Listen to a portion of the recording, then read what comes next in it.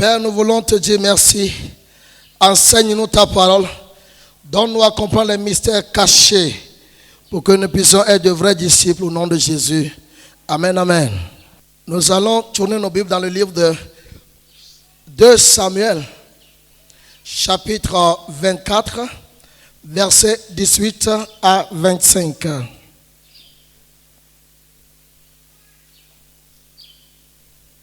2 Samuel, chapitre 24, versets 18 à 25.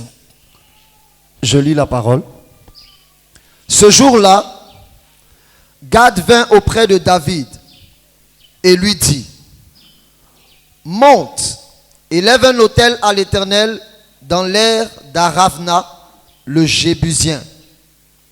David monta selon la parole de Gad, comme l'Éternel l'avait ordonné.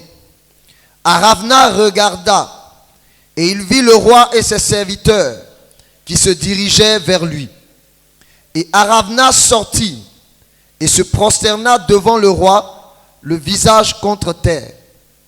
Aravna dit: pourquoi mon seigneur le roi vient-il vers son serviteur? Et David répondit: pour acheter de toi l'aire et pour y bâtir un autel à l'Éternel, afin que la plaie se retire de dessus le peuple.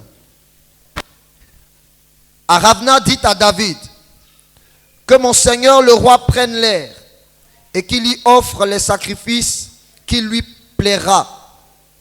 Vois, les bœufs seront pour l'holocauste et les chars avec l'attelage serviront de bois.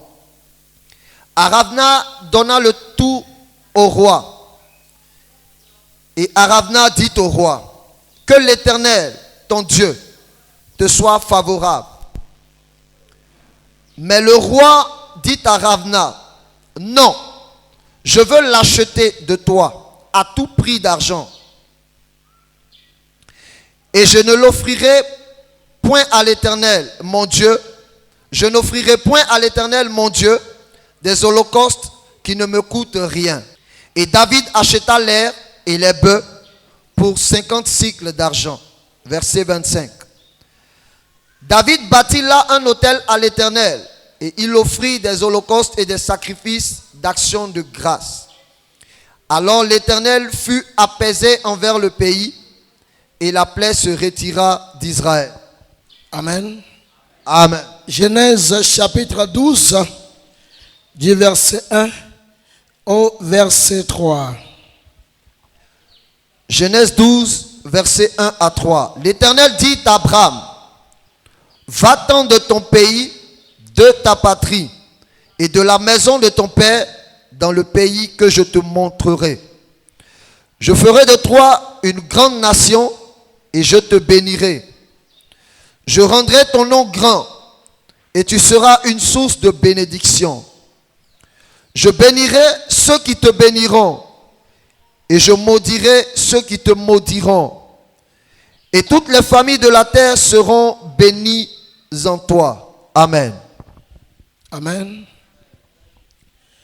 Dans le livre de Galates, la Bible nous dit que nous sommes de la postérité d'Abraham. Et que nous qui sommes en Christ, nous bénéficions des bénédictions que l'Éternel a accordées à Abraham. Il dit: je te bénirai, je rendrai ton nom grand, et tu seras une source de bénédiction pour tout le monde. Ce qui veut dire, nous tous qui sommes enfants de Dieu, qui sont nés de Dieu et qui sont dans la maison de Dieu et qui sont des adorateurs, nous devons savoir que si Dieu nous bénit, la raison pour laquelle il nous a bénis, c'est parce que c'est pour que nous aussi, nous soyons une source de bénédiction pour les autres. Dans tous les domaines de notre vie, nous devons être une source de bénédiction pour ceux qui sont autour de nous. Et lorsque Dieu nous bénit et que la bénédiction que nous avons reçue de Dieu ne fait pas ce travail-là, alors cette bénédiction-là entre nos mains devient une malédiction. Je veux parler des 12 vérités incontournables des offrandes à l'Éternel. Les 12 vérités incontournables des offrandes à l'Éternel. Si tu veux comprendre ce message, la première chose que tu dois comprendre est que Dieu ne te bénit pas pour toi. Toute bénédiction que Dieu t'accorde, il te l'a accordée à cause de quelqu'un.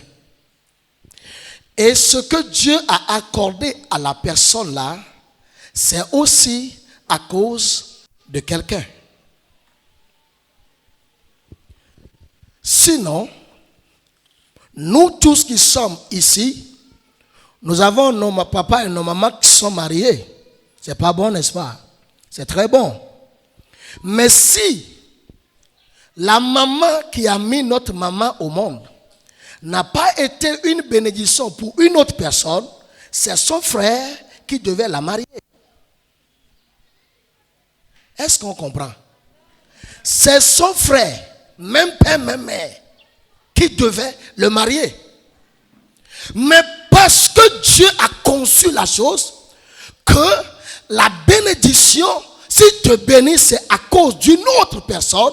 C'est pourquoi notre frère est heureux aujourd'hui, parce que quelqu'un a été béni et a été béni à cause de lui. Est-ce qu'on comprend? Il est heureux aujourd'hui. Ils vont avoir des enfants. Est-ce que les enfants là vont appartenir à ta maman? Est-ce que les enfants là vont prendre le nom de ta maman? Lorsque cette maman là accouchait, elle préparait le bonheur de cet homme-là. Est-ce qu'on comprend? Lorsqu'elle agonisait, lorsqu'elle portait cette grossesse-là, arrivait à un temps, s'asseoir même ses problèmes, se tenir debout ses problèmes, coucher même ses problèmes. Pendant qu'elle passait par tout cela, c'est pour qu'un jour, un homme né d'une autre famille soit heureux.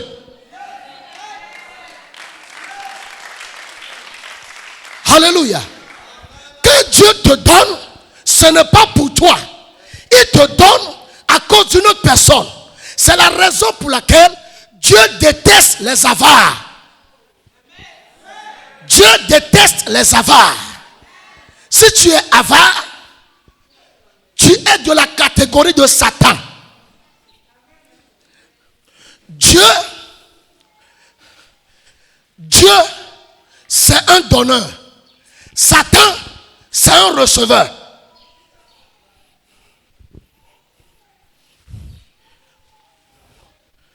Dieu a donné le jardin d'Éden à Adam et Ève. Mais quand Satan est venu là, qu'est-ce qu'il a fait? Il a pris leur bonheur et on les a chassés. Tous ceux qui reçoivent sans donner sont des Satans. Même si tu n'as pas accepté, c'est la vérité. Ceux qui reçoivent sans donner sont des Satans. C'est seulement Satan qui reçoit et il ne donne pas. Si tu ne veux pas croire ce que je dis, va lire Jean 10, verset 10, pour voir si ce que je viens de dire là-haut, ce n'est pas vrai là-bas. Le voleur ne vient que pour voler, tuer, égorger, détruire. Mais moi je viens afin que vous ayez la vie et que vous l'ayez en abondance. Mais quand moi je viens, je donne la vie. Quand Satan vient, il prend la vie. Celui qui prend et qui ne donne pas est petit frère de Satan.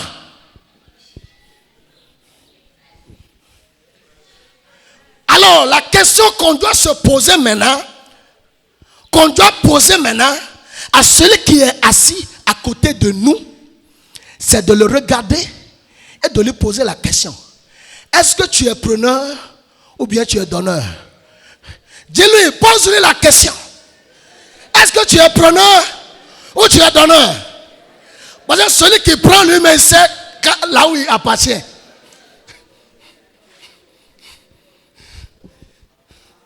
Alléluia. Quand le voleur vient, il vient arracher. Mais quand le Seigneur vient, il vient donner tout ce que le diable a volé.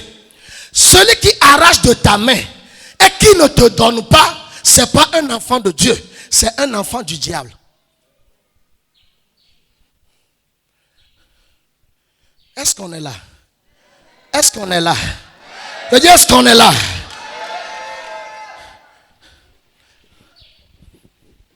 Le Dieu que nous adorons est un Dieu qui veille pour le bien-être de ses enfants.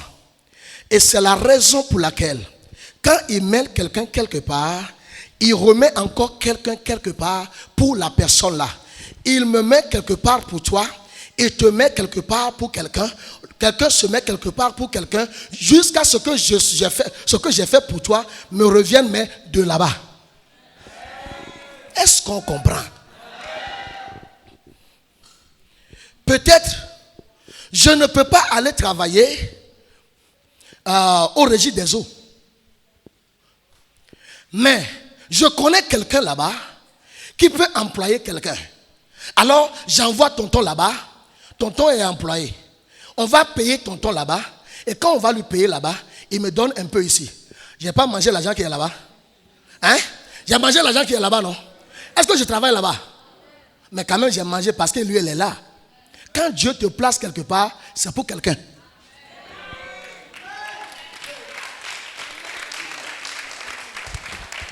Partout où Dieu te met, si tu veux rester là-bas, et rester jusqu'à ce qu'un jour, toi-même tu décides de quitter, sois là-bas, pas pour toi, mais pour quelqu'un. Et tous ceux qui viendront dans ton bureau là-bas, reçois-les comme si ce sont des envoyés de Dieu. Parce que lorsque tu vas sortir de ce bureau-là, tu vas rentrer dans un bureau un jour, et la personne que tu verras là-bas, c'est la personne qui est venue hier dans ton bureau. Dieu a placé tout le monde quelque part pour quelqu'un.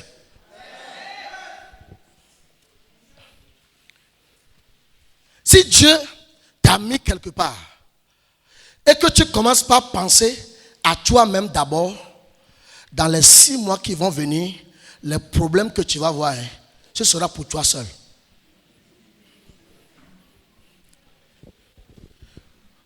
Parfois, certaines situations qu'on rencontre dans la vie, si c'est qu'on mettait en pratique le principe que Dieu a mis en place, que soit une bénédiction pour les autres, si on appliquait ce principe-là, la prière de l'autre sera la réponse à tes problèmes.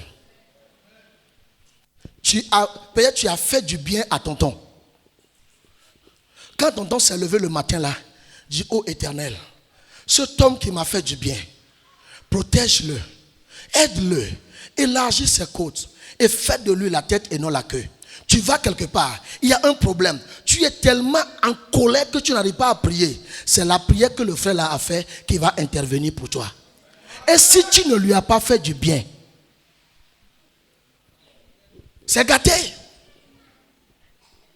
C'est la raison pour laquelle, première chose que nous devons comprendre, chaque bénédiction que Dieu amène dans ma vie, ce n'est pas pour moi, c'est pour quelqu'un. Alléluia. Et c'est la raison pour laquelle Dieu lui-même a dit, pour te rappeler que ce qu'il t'a donné là-haut, ce n'est pas pour toi. Il a dit, enlève une 10e partie. Si tu te rappelles que 10e là c'est pour moi, tu vas te rappeler aussi que 9 là-haut, c'est pour les autres.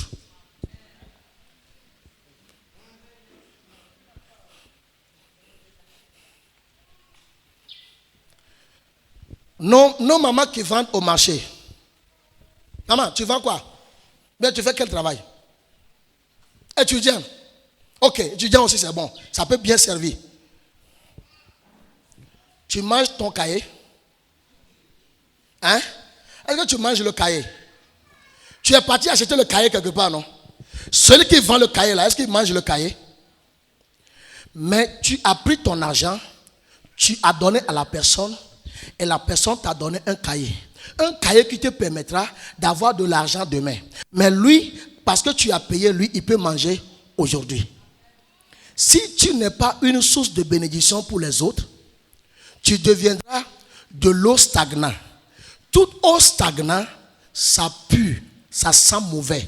C'est la raison pour laquelle ceux qui sont avares, ils ont toujours des problèmes. Et ceux qui sont avares, ce sont eux qui sont toujours des envieux, des jaloux. Ce sont des envieux et des jaloux.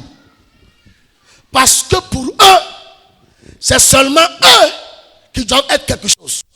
Les autres, non. Ce sont des avares, des aigris et des enfants de Satan. Ça dit, à chaque temps que ça t'arrive de ne pas donner quelque chose que tu dois donner, il faut savoir que c'est Satan qui est en train de te coacher comme ça. Parce que le coaching que Satan fait, c'est de te maintenir dans la pauvreté. La pauvreté en telle enseigne que tu vas tout manger et c'est quand tu vas avoir problème maintenant que tu vas aller vers les gens que tu as refusé d'aider hier. Et s'ils ne t'aident pas, tu vas t'énerver. Or que lorsque Dieu t'a donné les moyens, pour que tu puisses donner des moyens aux autres là, pour qu'ils peuvent s'asseoir quelque part, pour que lorsque ça va gâter chez toi aujourd'hui là, tu peux aller là-bas, tu as refusé. Alors nous tous on est dans la même situation. Qui va aider qui maintenant? Quand Dieu donne, c'est pas pour toi, c'est pour les autres. Et ce que Dieu a donné aux autres, c'est pour toi.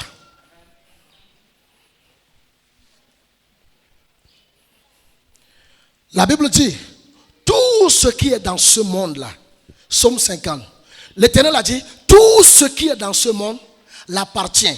S'il veut manger un mouton, ce n'est pas à toi, il va demander permission. Mais rassemblez à moi tous ceux qui ont fait alliance avec moi par leurs dons, par leurs semences. Dans le jour de la détresse, s'ils m'invoquent, je vais les délivrer. L'Éternel a dit, rassemblez autour de moi tous ceux qui ont fait alliance avec moi par leurs dons et par leurs semences. Ces gens-là, lorsqu'ils auront des problèmes, quand ils vont m'invoquer, je vais exaucer. Dieu a dit, ceux qui lui donnent, ceux qui donnent, pas les avares. C'est comme il y a un homme qui avait demandé à Dieu, oh Éternel, si tu me donnais 10 000 francs, la dîme là, rapidement, c'est pour toi. Il est sorti, il marchait, et arrivé à un niveau, il a vu par terre, et il a trouvé 9 000 francs là-bas. Il a dit, hé Dieu, tu as été très rapide, hein? En même temps, tu as vu 10 000 francs là, tu as enlevé ta dîme en même temps. Tu as laissé 9 000 par terre.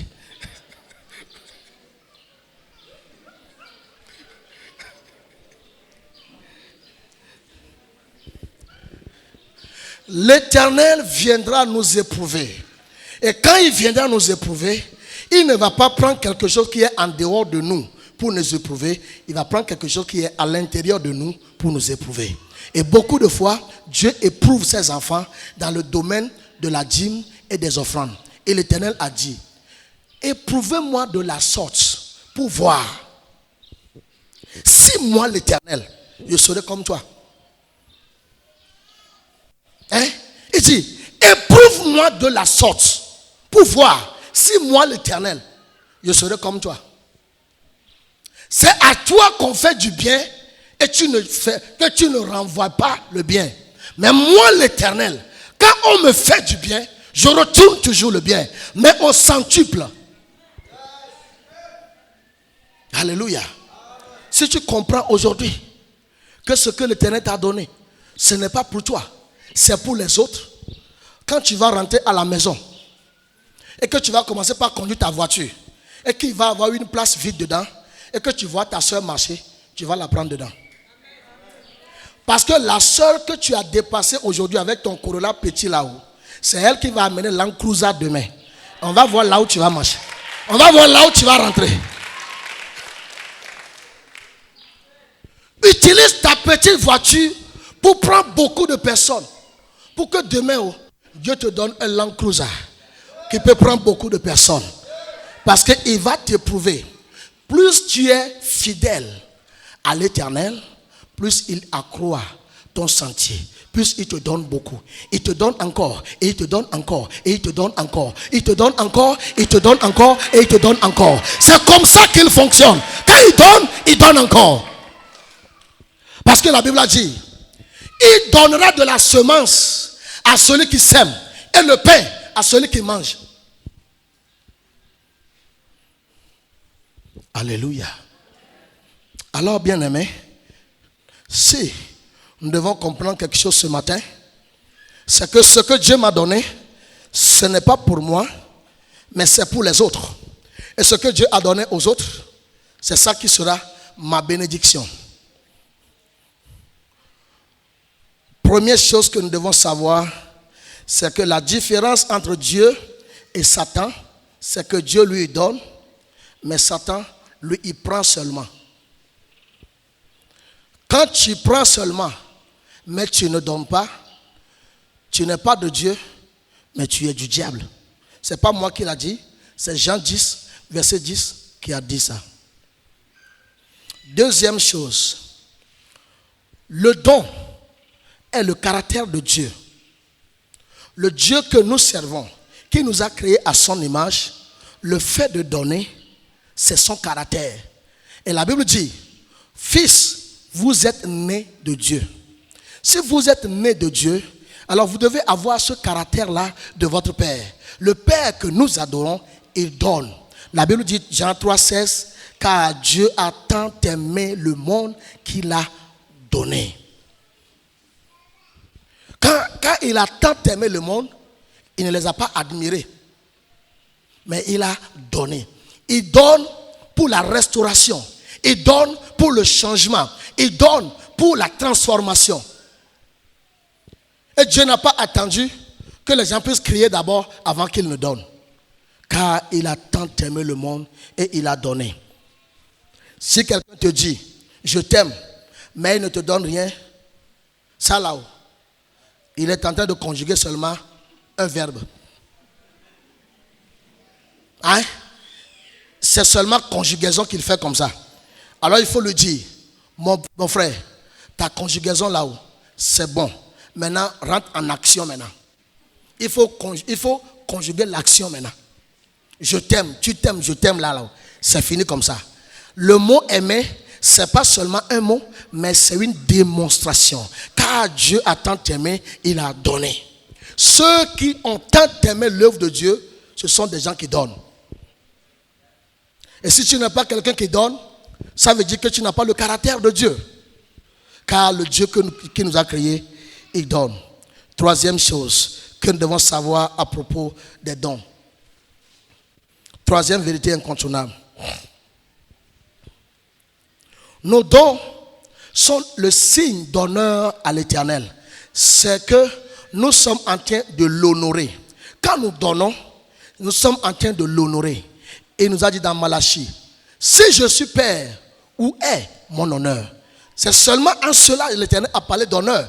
Il a dit, si je suis votre père, où est mon honneur? Vous me volez depuis. Mais si je suis vraiment votre père, où est mon honneur? Le fait de donner dans la maison de Dieu est un signe d'honneur à l'Éternel, que vous êtes en train de l'honorer. Celui qui veut qu'on l'honore doit d'abord honorer celui que nous adorons. Si tu veux qu'on t'honore, mais toi tu n'honores pas l'Éternel que nous adorons, lui-même il va te mettre dans la confusion. Est-ce qu'on est là? Est-ce qu'on est là? Est-ce qu'on est là? Amen. Quatrième chose. Dieu a promis qu'il récompensera toujours ceux qui donnent. Dieu a promis qu'il récompensera toujours ceux qui donnent. Dans Luc 6, verset 38, Luc 6, verset 38, il a dit, ce que vous donnez, je vais vous le redonner, mais en mesure dépassée, abondamment, au-delà de ce que vous avez donné. L'Éternel lui-même a dit, quand vous donnez, je vous redonnerai, mais pas seulement ce que vous avez donné, mais au-delà de ce que vous avez donné.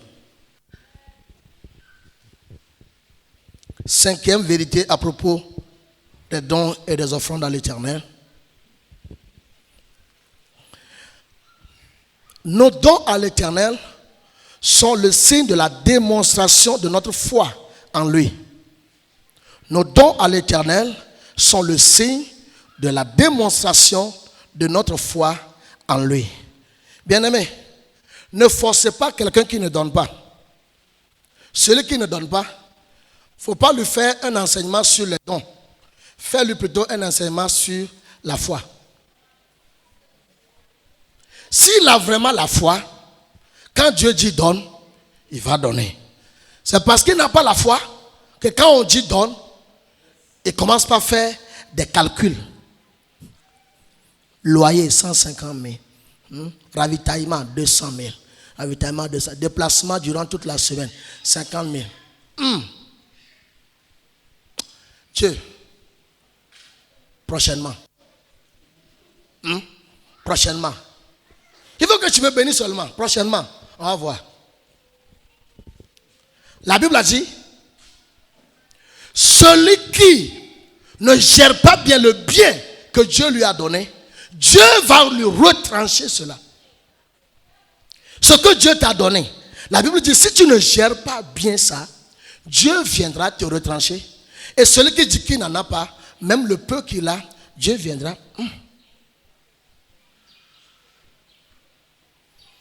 Notre don à l'Éternel est la démonstration de notre foi. Et celui qui n'a pas la foi ne peut pas donner. C'est la raison pour laquelle parfois il y a des gens qui donnent et qui ont des crises cardiaques. C'est-à-dire, ils donnent comme ça, ils tournent, c'est AVC. Parce que c'est les gens qui sont en train de donner. Lui aussi, il a vu. Et il a donné.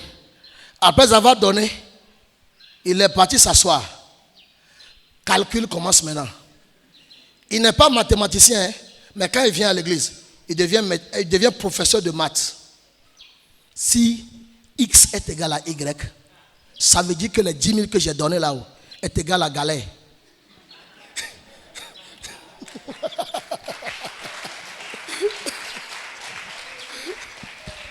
Là, ce qui veut dire que la semaine là, hey, ça va chauffer. Ça va chauffer. Et déjà, même à l'intérieur de l'église, il a déjà palu. Il y a palu qui commence par. C'est-à-dire, il devient calme comme quelqu'un qu'on avait frappé. On dit, mon frère, il y a quoi? Je ne me sens pas bien.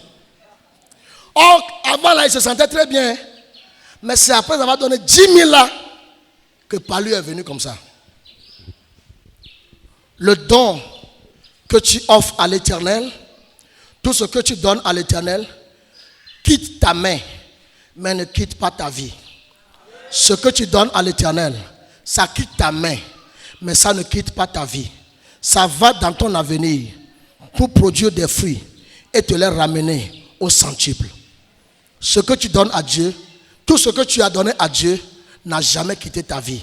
C'est toujours à l'intérieur de ta vie. Ça produit des fruits. Ça fait beaucoup de choses. Et lorsque le temps convenable arrivera, l'Éternel te le rendra. Amen. Sixième chose. Notre don à l'Éternel est notre expression publique. Est notre expression publique que ce qu'il a dit, il accomplira. Lorsque nous donnons à l'Éternel, c'est notre expression publique que ce que l'Éternel a dit, il l'accomplira.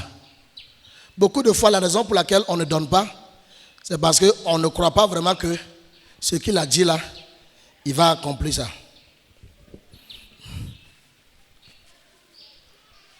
Tu peux donner de l'argent et Dieu te donne la santé, ne crois pas que, comme c'est l'argent, il est obligé. Il peut te donner de l'argent, mais il n'est pas obligé. Il a quelque chose qu'il a vu en toi, que toi tu n'as pas vu, et ton don là a fait que l'Éternel a provoqué une guérison surnaturelle dans ta vie. Ce que l'argent ne pourra jamais te faire. 7e point. Notre don à l'Éternel est la démonstration de notre amour. Notre don à l'Éternel est la démonstration de notre amour.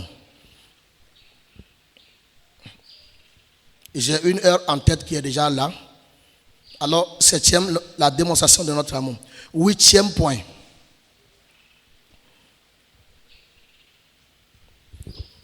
Notre don à l'Éternel et à son œuvre est l'expression de notre action de grâce et appréciation à ses hauts faits dans nos vies. Il y a des choses que nos parents ne peuvent jamais nous faire. Il y a des choses que nos proches ne peuvent jamais nous faire. Il y a des choses, même ceux qui nous disent qu'ils nous aiment, ne peuvent jamais nous faire. Mais quand Dieu fait cela dans nos vies, c'est l'occasion de lui montrer notre appréciation en faisant quelque chose dans sa maison, en donnant dans sa maison, en aidant, en propulsant son œuvre. Parce que ceux qui donnent sont des gens qui sont reconnaissants envers l'Éternel. Les avares ne sont pas reconnaissants envers l'Éternel, car Satan ne sera jamais reconnaissant envers l'Éternel. Un avare est un petit-fils de Satan. 9. Tous ceux qui ont des besoins doivent donner. Ce n'est pas ceux qui en ont qui doivent donner, mais ceux qui ont des besoins sont ceux qui doivent donner. Même dans la Bible, Dieu a institué l'offrande des pauvres. Et même les pauvres, quand ils viennent, ils doivent donner. Ce qui veut dire que personne n'a le droit de venir dans la maison de Dieu les mains vides. 10e point. Tout le monde a quelque chose à donner. 10e point. Tout le monde a quelque chose à donner. Personne ici ne dira, je n'ai rien à donner. Tu as quelque chose à donner. Ta voix, tu peux le donner. Tout ton être, tu peux le donner. Tout ce que tu sais faire, tu peux le donner. Tu n'as pas les moyens, mais balayer aussi, c'est un don. Chanter aussi, c'est un don.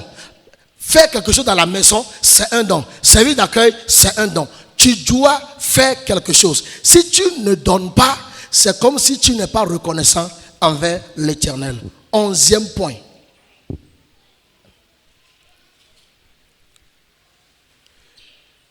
Que ce que tu traverses ne t'empêche pas d'honorer ton engagement envers l'Éternel. Que ce que tu traverses ne t'empêche pas d'honorer ton engagement envers l'Éternel. Il y a des gens qui prennent des engagements devant Dieu, mais il y a autre priorité pour eux que ce qu'ils ont dit à Dieu. La Bible dit, quand tu te présentes devant l'Éternel et que tu fais un vœu, tâche-toi d'honorer ton vœu et ne dis pas que c'est sorti de ma bouche. Il faut toujours honorer l'Éternel dans nos engagements. Ce n'est pas à cause de ce que les gens nous font que nous n'allons pas honorer les engagements que nous avons devant l'Éternel. Dernier point. Dieu confie toujours son trésor à celui qui donne. Le Dieu que nous adorons, il confie toujours son trésor à celui qui donne. Si tu n'es pas quelqu'un qui donne, Dieu ne va pas te confier son trésor. Il a dit quelque chose dans sa parole et c'est seulement ça qu'il va te faire. Il a dit, je te donnerai le pain quotidien. Pain quotidien là-haut, tu vas avoir. Mais pain pour construire une maison là-haut, tu ne vas pas avoir. Celui qui donne et celui qui est un homme généreux qui donne, Dieu ouvre son trésor et Dieu garde chez lui, dans sa maison, son trésor. Que l'Éternel fasse de toi un homme qui donne. Que l'Éternel fasse de toi une personne libérale, une personne qui donne, une personne qui voit les besoins et qui n'a pas besoin qu'on lui dise d'abord, mais qui se lève et qui dise, ce besoin-là, si c'est pour l'Éternel, c'est mon besoin. Et quand tu vois ça et que tu le fasses, que tout ce qui est ton besoin Que l'Éternel te le fasse au nom de Jésus. Amen. God bless you.